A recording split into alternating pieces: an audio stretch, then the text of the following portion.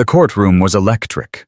Serafina Dubois, immaculate in white Chanel, was about to become the richest divorcee in New York. She glanced at her husband Richard, and then at the woman in the back row, his first wife Eleanor. Serafina let out a small, mocking laugh. The first wife was a ghost, a nobody, a relic.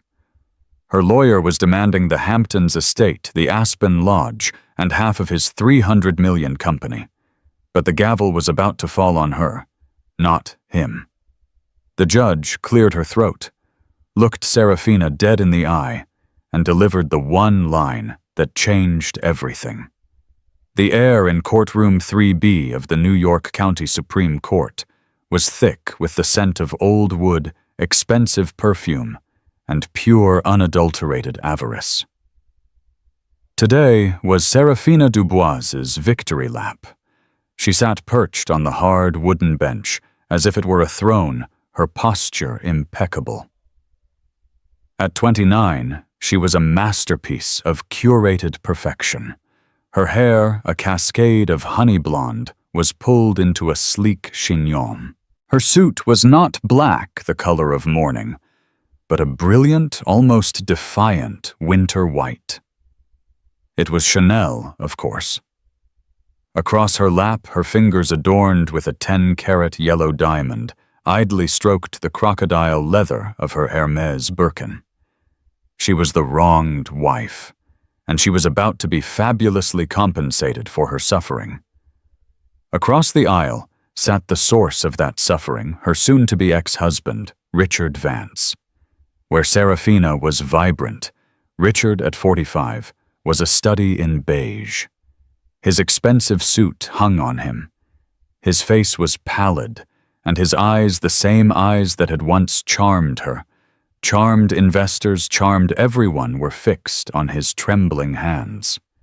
He was a lion reduced to a nervous house cat.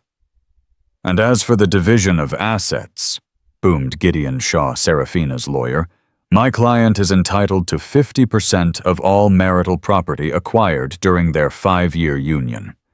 This includes but is not limited to the penthouse on Park Avenue. Serafina turned him out, her gaze drifting. She'd already won.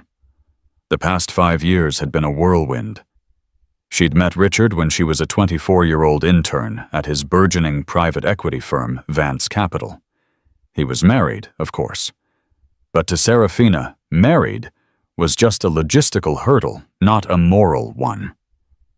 The wife, Eleanor, was forgettable. A mousy, quiet woman from his before life. Serafina was his after. She had orchestrated his infatuation, his agonizing decision to leave, and the brutal divorce that followed. She had held his hand and picked the restaurant when he told his children. And she had stood beside him at their lavish wedding in Lake Como, just 6 weeks after his divorce from Eleanor was finalized. Now, it was her turn. Richard, it turned out, had a fatal flaw. He was a serial predator. He had made the sloppy mistake of starting an affair with a 22-year-old yoga instructor. Serafina found the texts. But instead of crying, she called Gideon Shaw. She would do to the yoga instructor what she had done to Eleanor, erase her. But first she would take Richard for everything he had. Mr. Shaw, Judge Annabel Croft interrupted, her voice like gravel. I understand the list of assets is extensive. Let's move on to the core dispute. Mr. Halloway. Richard's lawyer. A nervous man named Arthur Halloway stood. Your Honor, Mr. Vance contests the valuation of Vance Capital. He argues that Ms. Dubois's contributions were nominal. A sharp, unladylike snort escaped Serafina's lips. Nominal. She had been his greatest asset. She hosted the parties, charmed the clients, and rebuilt his image from family man to power broker. She was a hostess, Your Honor. Halloway pressed. I was his wife. Serafina snapped, her voice echoing in the silent room. That is precisely what we are here to determine the value of, Judge Croft said, looking down at her files. Now, before we continue, I see we have an observer. Serafina hadn't noticed the back door of the courtroom swing open. A woman stood there hesitant but resolute. She wore a simple navy blue coat, her brown hair was pulled back in a simple clip, and she carried a worn leather satchel. She looked, Serafina thought, with a curl of her lip like a librarian. It was the librarian. Eleanor Vance. Richard flinched, a tiny, almost imperceptible spasm. Serafina's eyes narrowed. Why was she here? This was her divorce, her payday. Eleanor walked silently, deliberately down the central aisle and took a seat in the back row, directly behind Richard. Serafina leaned over to Gideon Shaw. "What is she doing here?" she hissed, not bothering to lower her voice. "Come to see the show." Then Serafina did something that sealed her fate. She turned locked eyes with the woman she had replaced, and she smiled a wide, slow, triumphant smile. And then a sound. A small, suppressed, but entirely audible laugh. It was a laugh of pure mockery of final victory. Eleanor Vance met her gaze. She didn't flinch. She didn't cry. Her expression didn't change at all. "Ms. Dubois," the judge's voice cracked like a whip. "Is there something amusing you'd like to share with the court? No, Your Honor," Serafina said, composing herself, though the smirk remained. "Just an old ghost." "Indeed," Judge Croft said, looking at the door. "But the court has been made aware of a new motion. A motion that I must admit is unprecedented." Gideon Shaw shot to his feet. "Your Honor, we received no such motion." "It was filed this morning," the judge said, shuffling papers. "By a Ms. Evelyn Reed on behalf of her client, Ms. Eleanor Vance." Serafina's smirk faltered.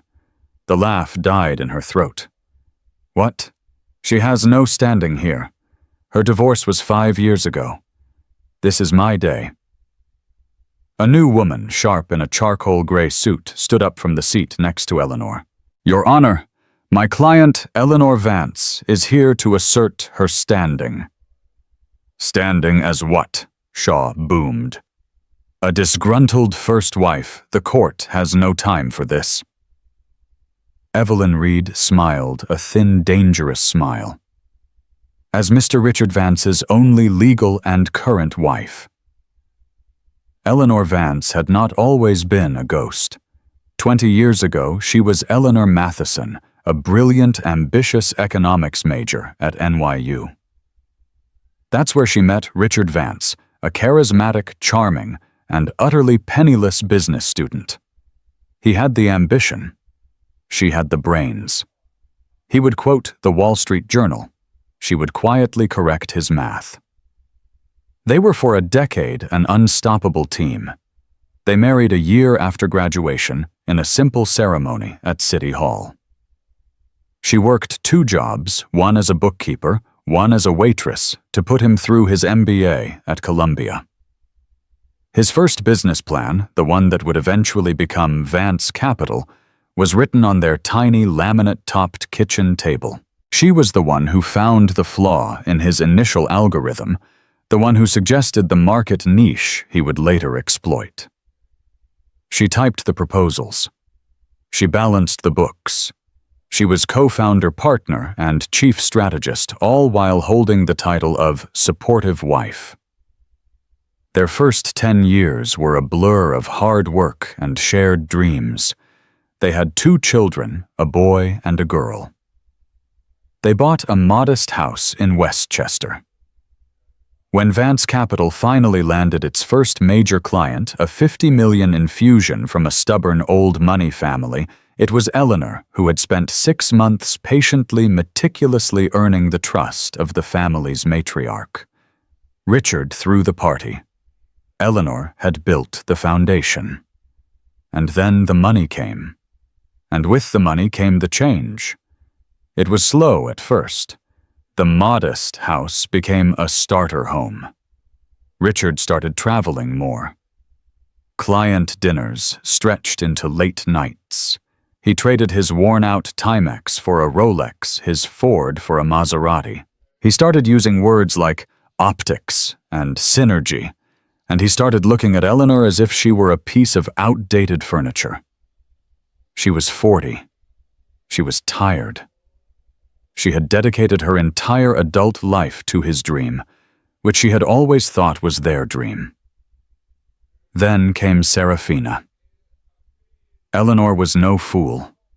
She saw the signs, the new secret-coded phone, the sudden obsession with the gym, the scent of a perfume that wasn't hers clinging to his shirts. When she confronted him, he performed the most masterful act of gaslighting in his career. She was tired, he said. She was letting herself go. She was paranoid. Serafina Dubois, he had laughed, a deep, dismissive sound. She's an intern, Ellie. She's a child. Are you really that insecure? Yes, she was. And yes, she should have been. The day he left her was a masterclass in cruelty. It wasn't a tearful confession. It was a business transaction. He came home one Tuesday, handed her a folder, and said, "I've retained Gideon Shaw. He'll be in touch with your lawyer." Eleanor didn't have a lawyer. She could barely afford the mortgage, which she suddenly learned was in his name only. The divorce was a blitzkrieg. Gideon Shaw, the same shark, now representing Serafina, was unleashed upon her. While Eleanor was trying to find a therapist for her devastated teenage daughter, Shaw was burying her in paperwork, filing motions, and draining her modest savings. Richard claimed she had no material contribution to Vance Capital. He claimed the company's success was all his. He produced documents which she later realized were fraudulent, showing the company was heavily leveraged. He offered her a generous one-time payout of $150,000 and the custody of their 2 shell-shocked children. "Take it, Eleanor," her own overwhelmed second-rate lawyer advised her. "He'll drag this out until you have nothing. He'll take the kids. Just take the deal." So she did. She signed the papers. She was Eleanor Vance, the ex-wife. She moved to a small rented apartment in a different school district. She got a job at the local library, the only place that would hire a 41-year-old woman with a 20-year gap in her resume. She watched from the sidelines as Richard Free and Clear married Serafina Dubois 6 weeks later in a glittering multi-million-dollar ceremony in Italy. She saw the photos in Vogue, the new improved Mrs. Vance. Eleanor became a ghost. She focused on her children. She learned to live on very little. She clipped coupons. She bought second-hand. And every night she would lie awake, the humiliation and rage a cold, hard knot in her stomach. She wasn't angry that he had left her. She was angry that he had erased her. He had stolen her work, her life, her name, and given it all to a 24-year-old. She lived like that for 5 years. 5 years of quiet, invisible dignity. 5 years of being the first draft. Until the letter came. Serafina Dubois hadn't just married Richard. She had acquired him. From her perspective, her story was one of pure American ambition. She came from a middle-class family in Ohio, armed with a pretty face and a ruthless intelligence. She hadn't gone to NYU to get a degree. She'd gone to get a husband. The internship at Vance Capital was a calculated move. She had researched the CEO, Richard Vance, for months. She read his interviews, studied his type, and saw his weakness. His weakness was his own ego, and his wife, Eleanor, was a liability to that ego. Serafina saw it the one time she visited the office. Eleanor had brought Richard his lunch, he'd forgotten it, and a drawing from their son. She was wearing running shoes and a cable-knit sweater. She looked to Serafina's 24-year-old eyes like a mother, not a wife. Serafina made her move. She was everything Eleanor was not dazzling available, and utterly fawningly impressed by him. She made him feel like a god, and in return, he gave her his credit card. Their marriage was a non-stop 5-year party. They were the darlings of the New York social scene. Their life curated for Instagram was a blur of galas, private jets, and winters in Aspen. Serafina was a brilliant Mrs. Vance. She redecorated the penthouse, charmed his board members, and looked spectacular on his arm. She was worth every penny. But the man she married was not the man she was now divorcing. The charismatic predator she'd fallen for had a fatal flaw: he was a narcissist. And narcissists get bored. About a year ago, the signs started. The same signs Eleanor had seen. The secret phone, the late nights at the office, the sudden passion for hot yoga. Serafina, unlike Eleanor, did not confront him. She hired a private investigator. The PI, a grizzled ex-cop named Mike, delivered the photos in a manila envelope. Richard in a sweaty tangle with a 22-year-old instructor named Autumn.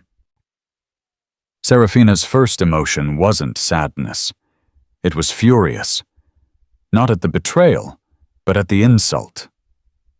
A yoga instructor. How pedestrian. How cliché. He was replacing his prized possession with a new model, just as he had done before. But Serafina had learned from the master. She didn't cry. She didn't scream. She smiled.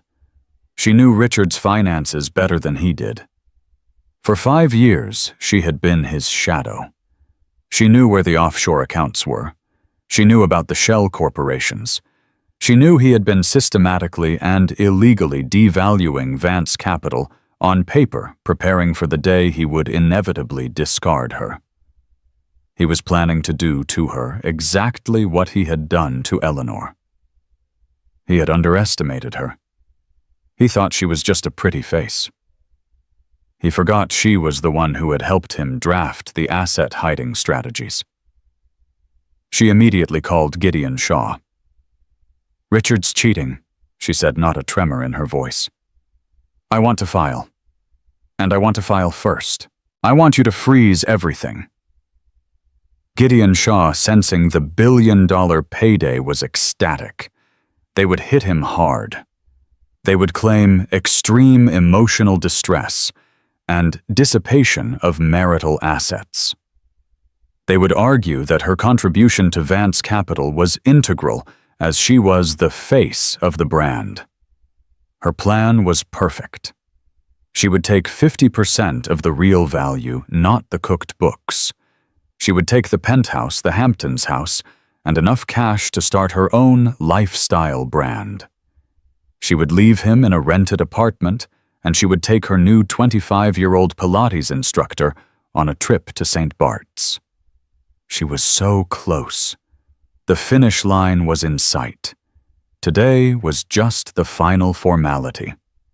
So, when Eleanor Vance, the frumpy, forgotten original, walked into the courtroom, Serafina felt nothing but contempt. It was pathetic. This relic, this ghost had no place in her world.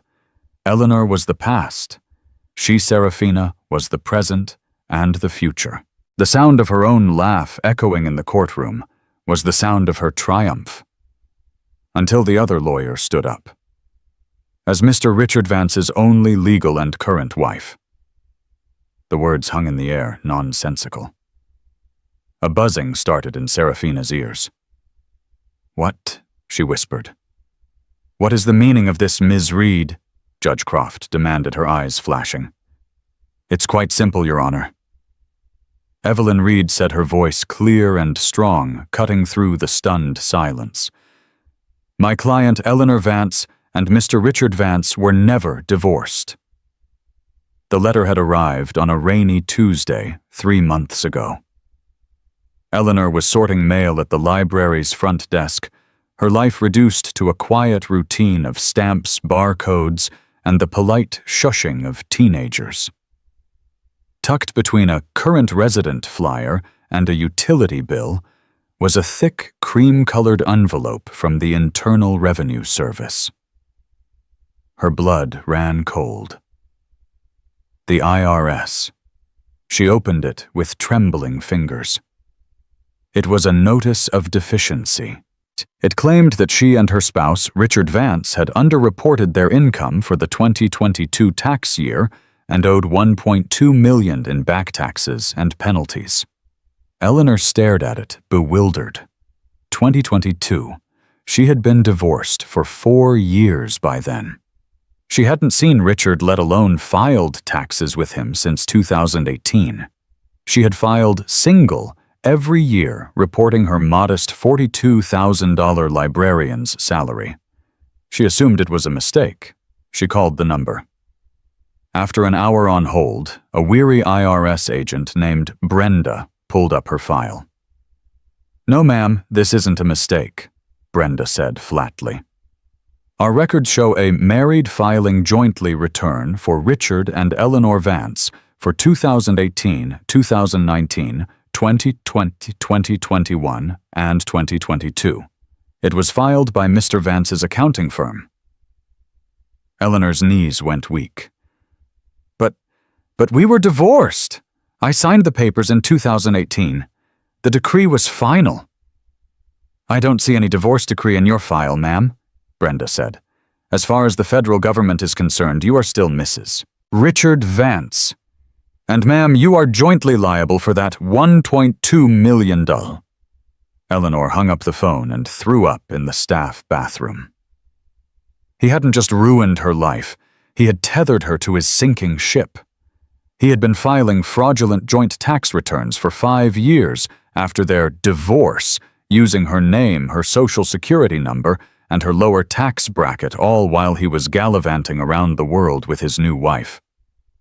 And now, as his finances were clearly collapsing, the IRS was coming for her. The old Eleanor would have crumpled. The old Eleanor would have called her second-rate lawyer and tried to settle. But the woman who emerged from that bathroom was not the old Eleanor. She was a woman who had lost everything and had nothing left to lose. She was a ghost, and ghosts have no fear. She didn't call her old lawyer. She cashed in the small 401k from her library job, every last penny, and went to the best, most ruthless, and most expensive law firm in the city. She didn't ask for a partner. She asked for the hungriest associate. She got Evelyn Reed. Evelyn was 30, razor sharp, and had a chip on her shoulder the size of Manhattan. She hated men like Richard Vance. She listened to Eleanor's story, her eyes narrowing as she read the IRS notice. "He's been using your signature," Evelyn said, a dangerous quiet in her voice. "This is felony-level tax fraud, forgery, identity theft." "I just want to be free of him," Eleanor said.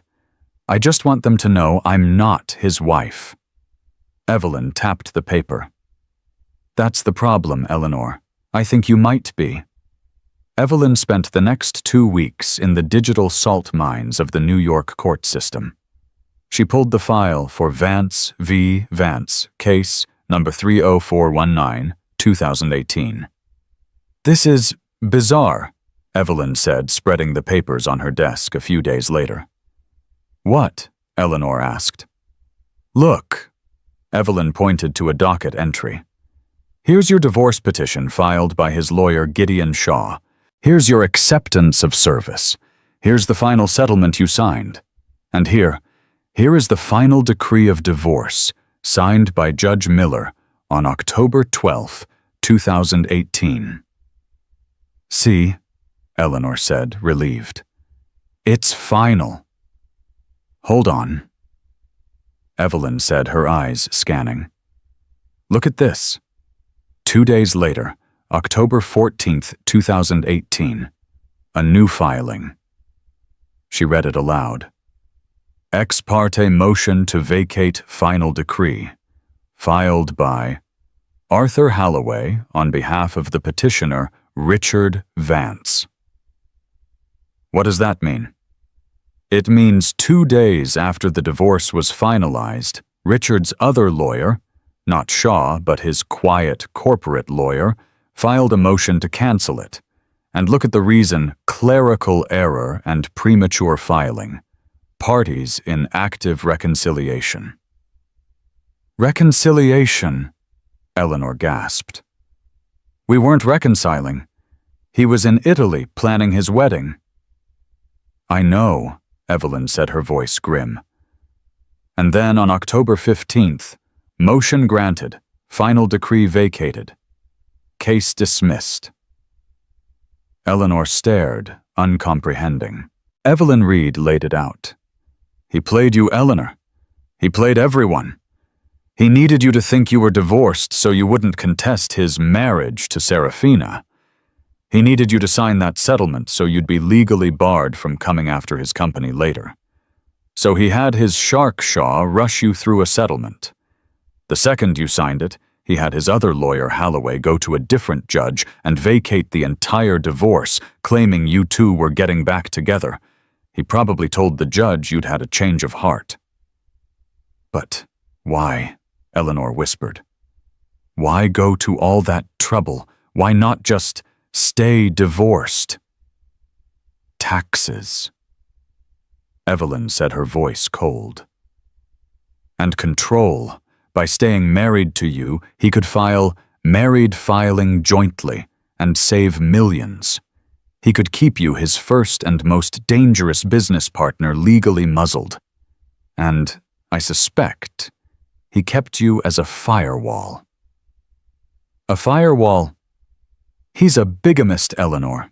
His marriage to Serafina Dubois is a sham. It's not legal, which means if she ever tried to divorce him, she'd get nothing.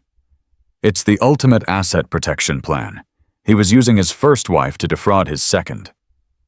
Eleanor was silent for a full minute, the scale of his sociopathy washing over her. He hadn't just erased her. He had kept her like a dusty, forgotten tool in a box in the attic. And now he'd been caught. He's divorcing Serafina. Eleanor said, the words suddenly clear. I saw it in the Post. She's the one divorcing him. Today. Evelyn Reed's eyes lit up. A slow, predatory smile spread across her face. Oh, this is beautiful. This is poetic. He's not just a bigamist. He's a stupid bigamist. Evelyn grabbed her coat. We're not filing a criminal complaint. Not yet. That's too slow. We are going to that divorce hearing. Right now. What do? We, my dear Mrs. Vance, Evelyn said, holding the door open, are going to watch the fireworks, and then we are going to own the factory. What the silence in courtroom 3B was a living thing. It was absolute heavy and suffocating. Serafina Dubois was frozen. Her hand still raised in a half-wave of dismissal, her mouth slightly open. The words, only legal and current wife, echoed in her head, a discordant, impossible chime. Gideon Shaw, for the first time in his 30-year career, was speechless. He looked from Evelyn Reed to the judge, his face a mask of purple-blotched confusion. Objection! He finally roared, finding his voice. This is theater. It's an ambush. This woman, he jabbed a finger at Evelyn, is not party to this proceeding, and she, pointing at Eleanor, has absolutely no standing. On the contrary, Mr. Shaw. Evelyn Reed said, her voice as calm as a frozen lake. She stepped forward and placed a stack of papers on the bailiff's desk. We have standing, we have evidence, and we have a copy for you. Judge Croft. Her face, a thundercloud, glared at the document. Miss Reed, you are making an accusation of bigamy in my courtroom. You had better be able to back this up, or I will have you sanctioned for contempt. I am aware, Your Honor, Evelyn said. Please direct your attention to Exhibit A, the final decree of divorce for Vance v. Vance dated October 12, 2018. Gideon Shaw scoffed.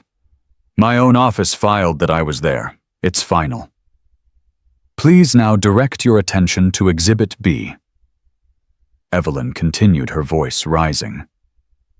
A motion to vacate that same decree filed on October 14, 2018 by Mr. Arthur Halloway, co-counsel for Mr. Vance.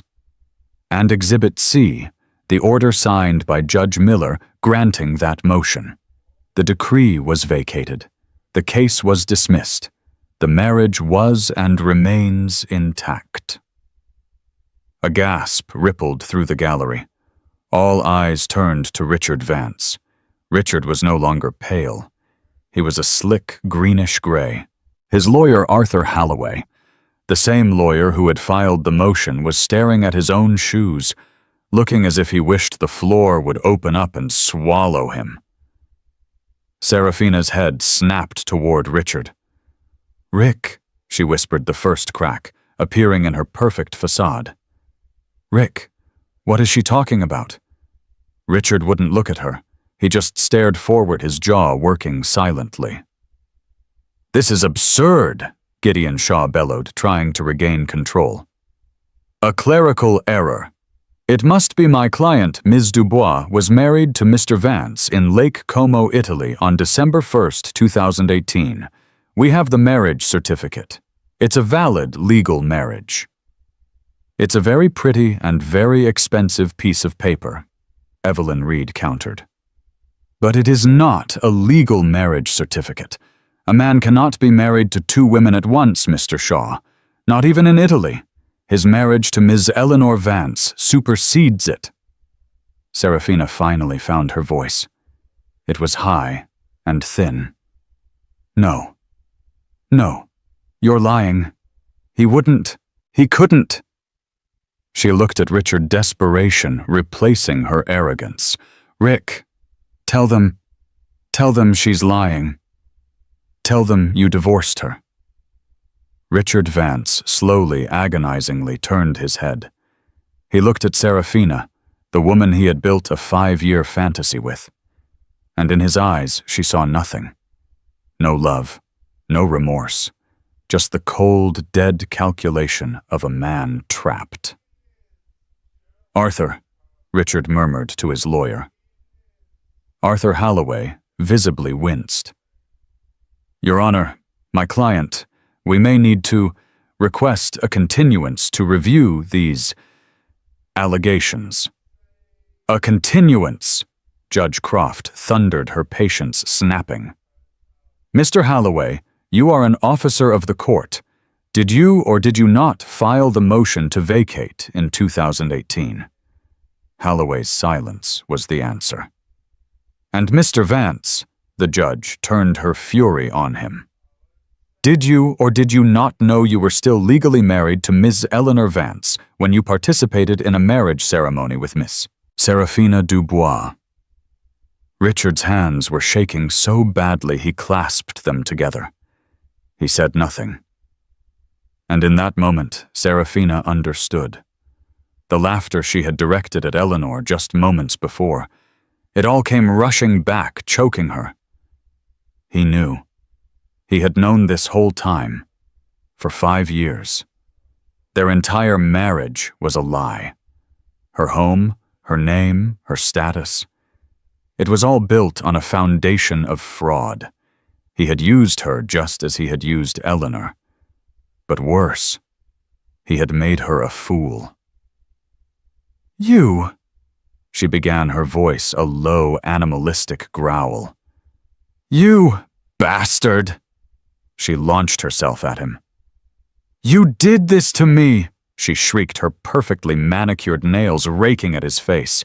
You lied to me, Richard yelped and fell back off the bench. The bailiffs surged forward, grabbing Serafina around the waist. She fought them, a screaming, kicking banshee, her white Chanel suit twisting. Order! Judge Croft slammed her gavel. Order in my courtroom, bailiff, restrain her. He ruined me!" Serafina screamed tears of pure, undiluted rage, carving black mascara tracks down her face. "I'll kill him! I'll kill you all! That money is mine!" She was dragged, still screaming, into the hallway. Gideon Shaw stood amidst the wreckage, his own $30 million payday evaporating before his eyes. The courtroom fell silent again, the only sound Serafina's diminishing screams from the hall. Judge Croft took a long, deep breath.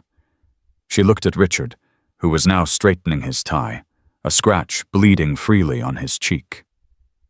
She looked at Eleanor, who sat perfectly still, her hands folded in her lap, a single silent tear tracing a path down her own cheek.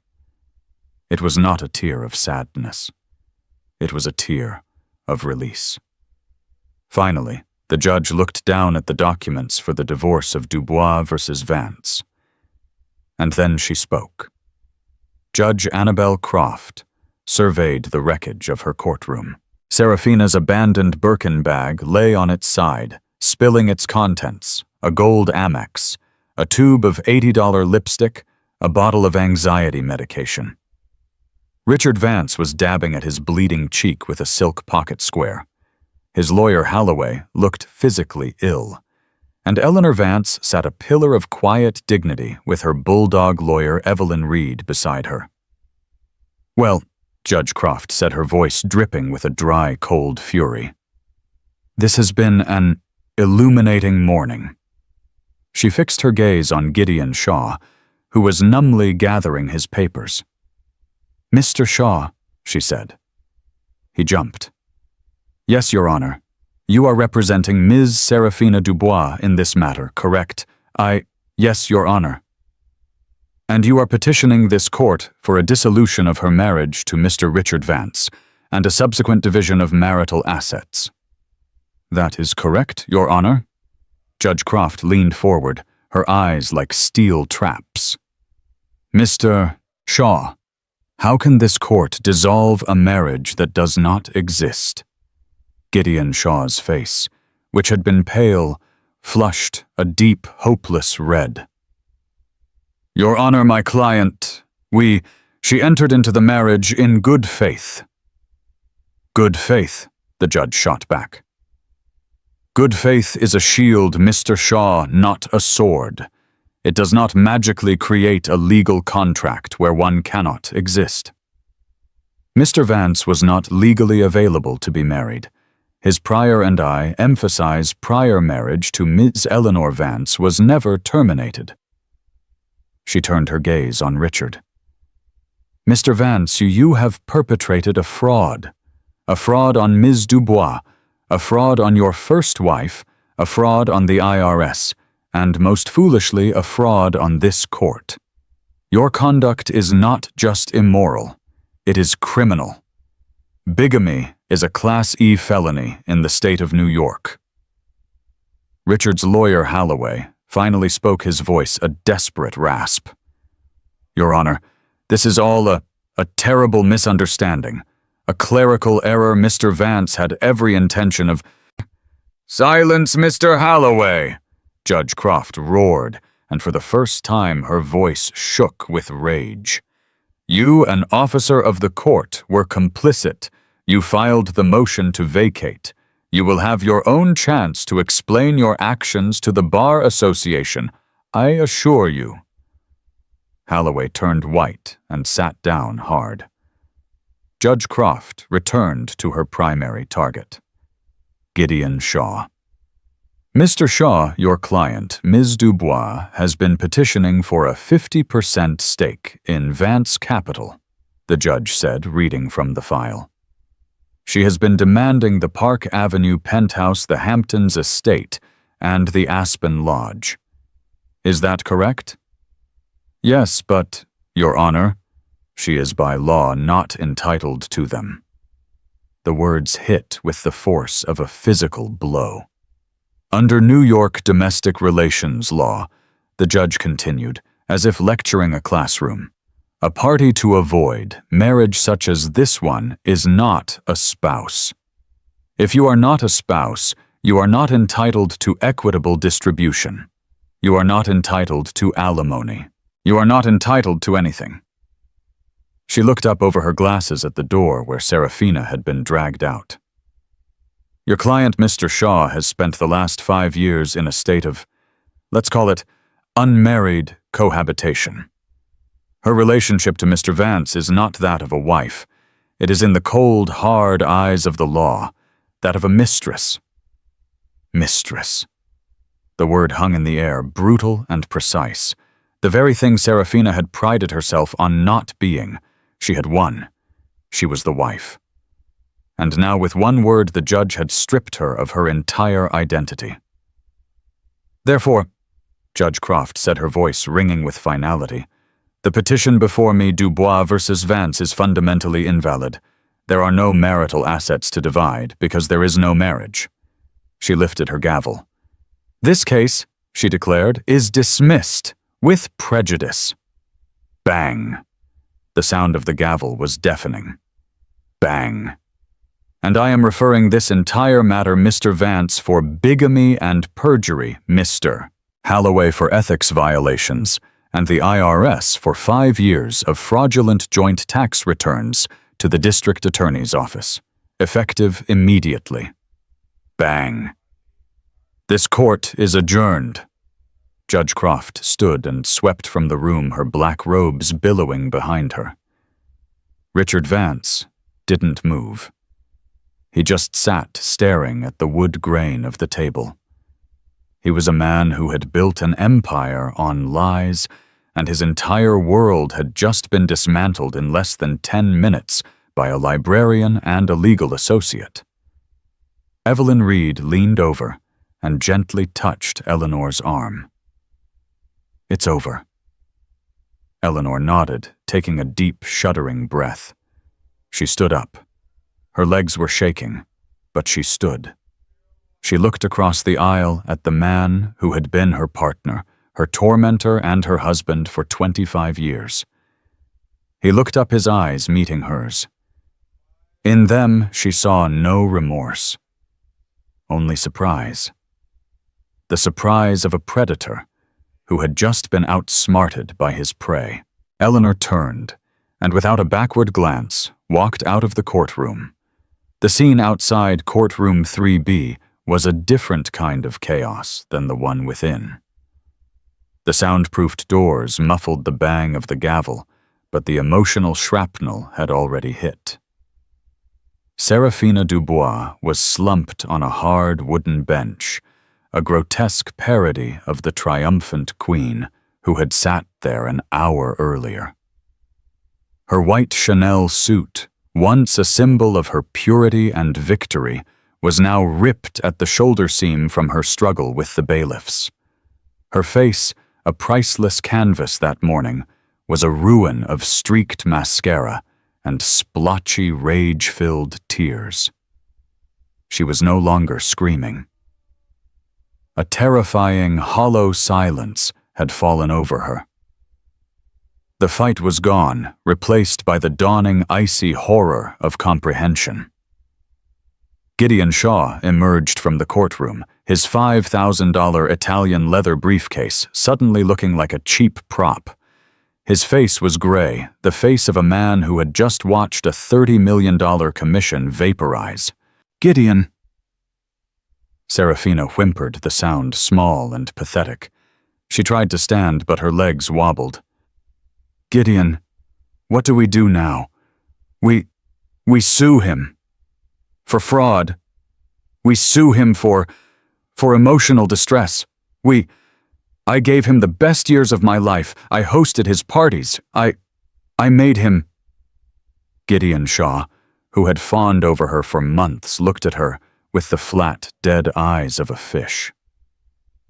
He loosened his silk tie.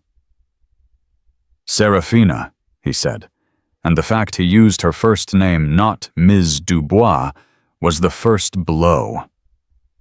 "There is no we. You have no money. Your accounts, all of them, are frozen." "But they're my accounts," she shrieked, the volume rising. The household account, my private. He gave it to me." "No," Shaw said, his voice cold. He was already calculating the billable hours he'd lost. They are his accounts which you, as his putative spouse, were given access to. That access is now gone. The bank was notified by Mr.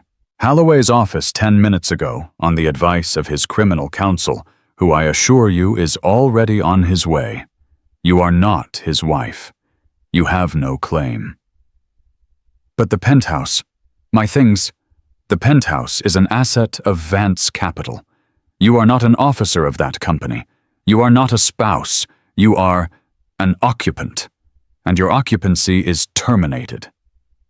He snapped his briefcase shut. You're not a client, Ms. Dubois. You're a creditor, and you're at the back of a very, very long line right behind the IRS and the state of New York. Gideon, you can't, she cried, grabbing his arm. He shook her off, his disgust palpable. My retainer agreement was with the wife of Richard Vance. That person does not exist. Goodbye, Serafina. He turned and walked down the hall, his footsteps echoing. Serafina stared after him, her mouth open in a silent scream. Just then the courtroom doors opened again. This time Eleanor and Evelyn Reed emerged. Eleanor's steps were measured, her face pale, but resolute. Evelyn looked energized. Serafina's shock curdled back into pure, unadulterated venom. She scrambled to her feet, pointing a trembling 10-carat diamond-clad finger. You, she spat. The word was thick with hate. You did this. You couldn't just stay gone, could you? You couldn't stand to see him happy, you pathetic, forgotten librarian. Eleanor paused. She looked at this woman, this girl really who had built a fantasy on the wreckage of her own life. She had despised her for 5 years, hated her for sleeping in her bed, for spending her money for playing mother to her children. But now, looking at the pure animalistic terror in Serafina's eyes, she felt nothing. Not pity, not anger. Just a vast, cold, empty closure. You're wrong, Serafina. Eleanor said, her voice quiet but firm, cutting through the woman's hysteria. I didn't do this. You didn't do this. She gestured with her chin back toward the courtroom doors. As if on cue, they swung open again. This time it was Richard, flanked by 2 uniformed court officers. His face was ashen. His lawyer Holloway was babbling about posting bail and misunderstanding.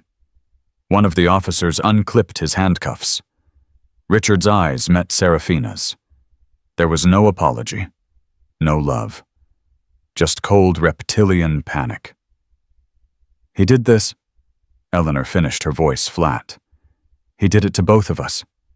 You were just so busy laughing at the first draft that you didn't realize you were just the rough copy.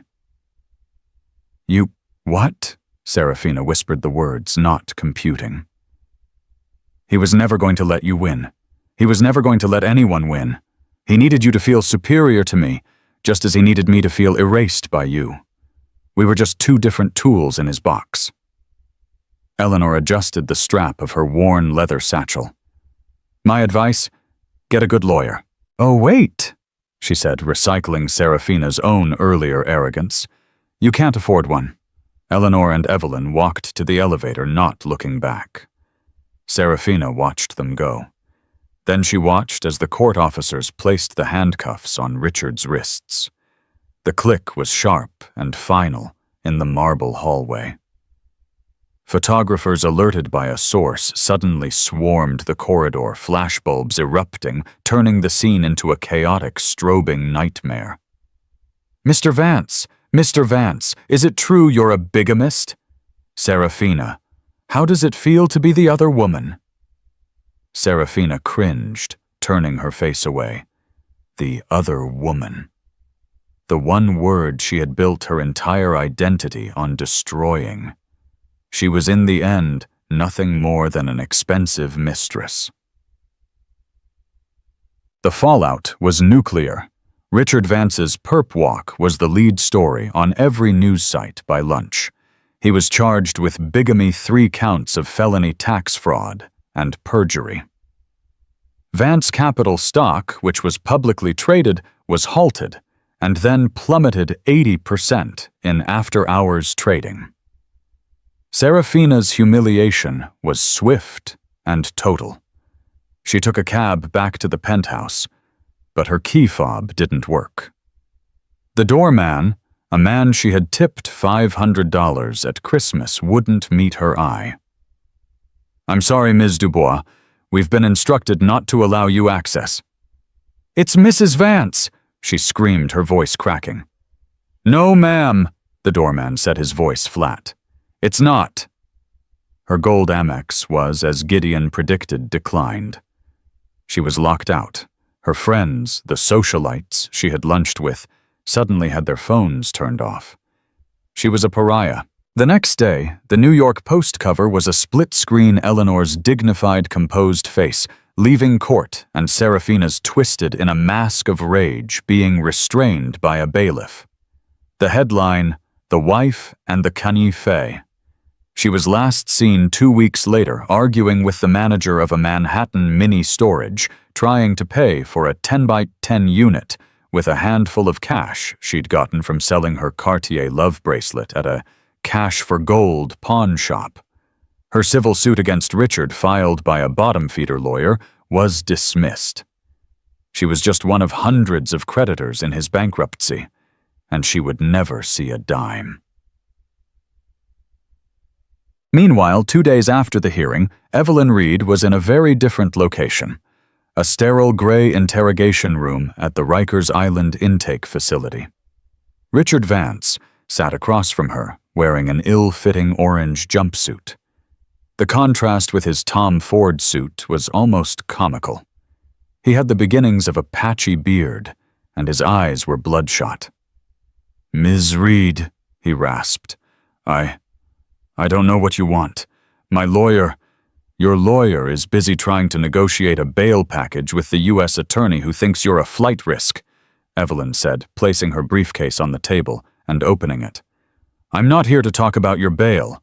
I'm here to talk about your future, or your lack of one." "What do you want?" he repeated, a flicker of his old arrogance returning. "Money Eleanor already took." "Eleanor," Evelyn cut him off, "has taken nothing. Yet. You see, Richard, you're in a bit of a pickle. You're facing... Let's see."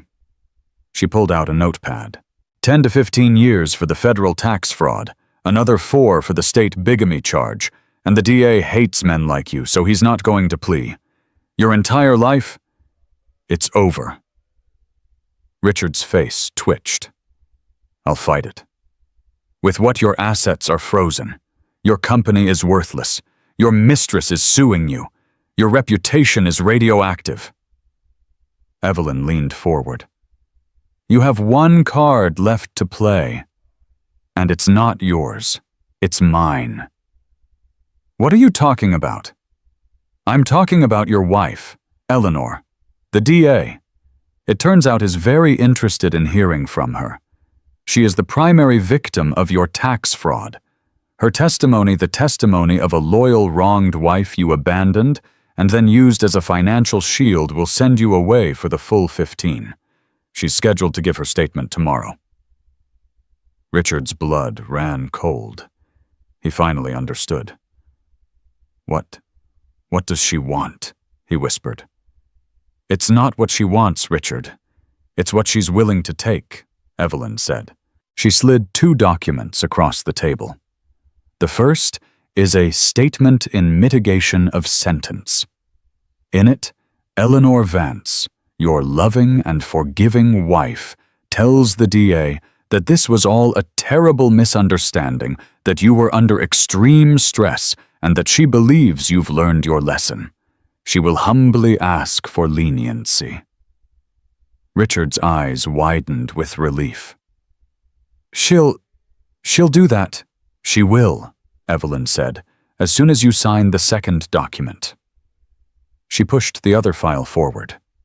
It was much thicker. This, Evelyn said, is a transfer of ownership agreement and a final stipulation of divorce. You will transfer 51% of your controlling shares in Vance Capital to her. You will also sign over full ownership of the Westchester house you once shared, which is currently held by the corporation. In exchange, she will grant you a swift, uncontested divorce, effective immediately, and she will sign the mitigation statement. Richard stared at the paper. 51%. That's everything. That's my company. It was never your company, Richard, Evelyn said, her voice dropping. It was her company, the one she built with you, the one you stole. You're not losing your company. You're just giving it back. This is extortion, he hissed. This, Evelyn said, standing up and closing her briefcase, is the only deal you're going to get. Sign it, and Eleanor tells the DA you're a misguided fool who deserves a second chance. You'll probably serve 3 to 5. Don't sign it, and she'll walk in there tomorrow and tell the gods honest truth. You'll be 60 years old before you see the outside of a prison cell. The choice is yours. She walked to the door and knocked for the guard. You have 1 hour to decide. Your lawyer has already seen the offer. He's advising you to take it. An hour later, a guard brought Evelyn Reed the signed, notarized documents. 6 months later, Eleanor Vance walked into the main boardroom on the 48th floor of the Vance Capital building. The name on the glass door was New EMV Capital Group. Her initials.